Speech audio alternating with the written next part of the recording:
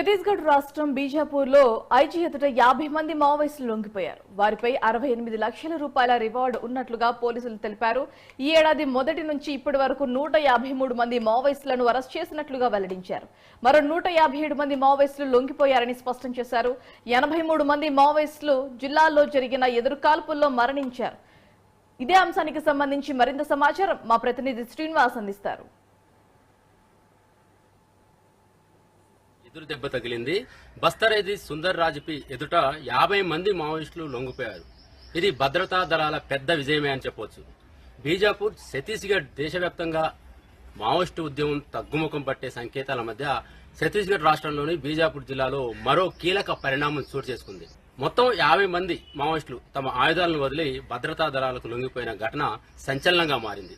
వీరిలో పలువురు ప్రధాన నాయకులు, ఏరియా కమిటీ సభ్యులు, PLGA బెటాలియన్ 1 కంపెనీ నెంబర్ 27 కి చెందినటువంటి కీలక నేతలు ఉన్నారు. లొంగిపోయిన వారిలో కీలక మావోయిస్టులు ఉన్నారు.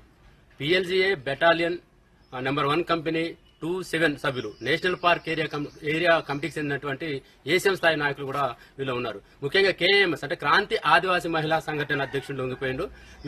వైపు మావోయిస్టులపై మొత్తం రివార్డు మొత్తం ఇప్పటివరకు లొంగిపోయిన వారిపై 68 లక్షలుగా ఉన్నట్టు తెలుస్తుంది. లొంగుబాటుకు ప్రధాన కారణాలు ఒకసారి చూస్తే భద్రతా దళాల ఒత్తిడి ఒకవైపు, కొత్త పోలీసు శిబిరాల ఏర్పాటు మరోవైపు, అభివృద్ధి కార్యక్రమాలు, రోడ్లు, విద్యుత్ సంక్షేమ పథకాలు, మావోయిస్టు పార్టీలో విభేదాలు, అవిశ్వాసం పెరుగుతున్న కారణాలు ప్రధానంగా మావోయిస్టు పార్టీకి వరుస ఎదురు దెబ్బలు తగ్గుతున్నాయని పోలీసు వర్గాలు భావిస్తున్నాయి. ప్రధానంగా పోలీసులు ఆదివాసీ గ్రామాల్లో ప్రజలను చైతన్యపరచడం, నిర్వహించడం అవే కాకుండా మావోయిస్టులకు సహకరించవద్దని, జనజీవన స్రవంతులు మావోయిస్టులు కలవాలని, ఇంటికి వెనుతిరగాలనే ప్రచారం రూపొందుకుంది. ప్రధానంగా ఈ లొంగుబాటుకు కారణాలుగా కనిపిస్తున్నాయి. మరోవైపు ఇప్పటి వరకు ప్రభుత్వం అధికార గణాంకాల ప్రకారం ఇప్పటికే 2024 నుండి ఇప్పటి వరకు 656 మంది మావోయిస్టులు అరెస్ట్ అయ్యారు. ఇప్పటికే 346 మంది లొంగిపోయారు. మరోవైపు 141 మంది ఎదురుకాల్పులో మృతి చెందినట్టు మనకు సమాచారం ఉంది. ఈ ఏడాది 2025 జనవరి మార్చి వరకు 150 మంది అరెస్టు, 157 మంది లొంగుబాట్లు, మరోవైపు 83 మంది ఎదురుకాల్పులో మృతి చెందినట్లు పోలీసులు చెబుతున్నారు. అయితే పోలీసు అధికారులు ఒక ప్రకటన అయితే దీనికి సంబంధించినట్టు విడుదల చేశారు. 50 మంది మావోయిస్టులు లొంగిపోయినారు. ఈ సంచలన పరిణామంపై ఛత్తీస్గఢ్ పోలీసులు ఒక ప్రకటన విడుదల చేశారు. బస్తర్ ఐజీ సుందర్ రాజ్పి తెలిపిన వివరాలు ప్రకారం ఒకసారి చూస్తే ఇది ప్రభుత్వ పునర్వాస విధానం మరియు భద్రతా దళాల విజయమని ఆయన చెప్పుకుంటూ వచ్చారు. మావోయిస్టులు లొంగుబాటుతో ఆ ప్రాంతంలో శాంతి నెలకొల్పడానికి ఇది మంచి సూచన అని చెప్పని కూడా ఆయన పేర్కొన్నారు. అయితే లొంగిపోయిన మావోయిస్టులకు ఇప్పటి వరకు ఒక్కొక్కరికి 25,000 రూపాయల ఆర్థిక సాయం అందజేస్తున్నట్లు ఆయన తెలిపారు. అయితే భవిష్యత్తులో వీరికి మరిన్ని పునరావాస పథకాలు అమలు చేయనున్నట్టు కూడా వెల్లడించారు. భద్రతా వ్యూహాలు, భవిష్యత్తు ప్రణాళికలు ఒకసారి మనం చూస్తే ప్రభుత్వం మారుమూల ప్రాంతాల్లో అభివృద్ధిని వేగవంతం చేస్తూ కొత్త పోలీస్ శిబిరాలను ఏర్పాటు చేస్తుంది. ఇప్పటికే మావోయిస్టుల ప్రభావాన్ని తగ్గించేందుకు విద్య, వైద్యం, రహదారుల నిర్మాణంపై దృష్టి పెట్టింది.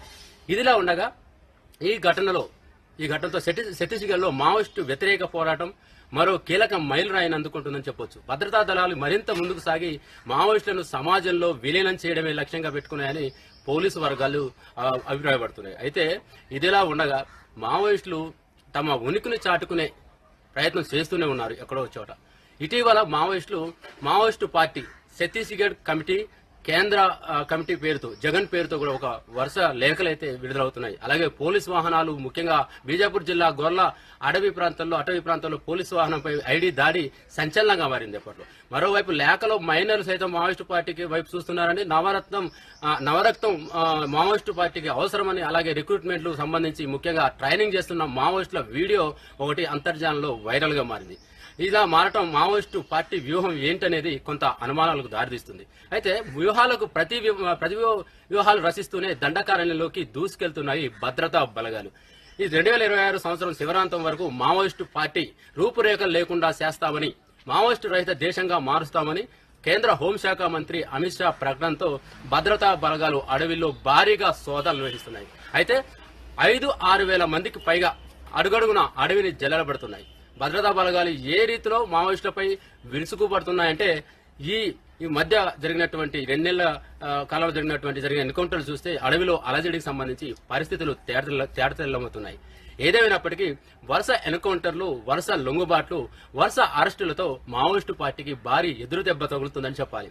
అయితే దండకారణ్యంలో మావోయిస్టు వర్సెస్ పోలీస్ అనే యుద్ధ వాతావరణంతో అడవులు ఎరిపెక్కుతున్నాయి.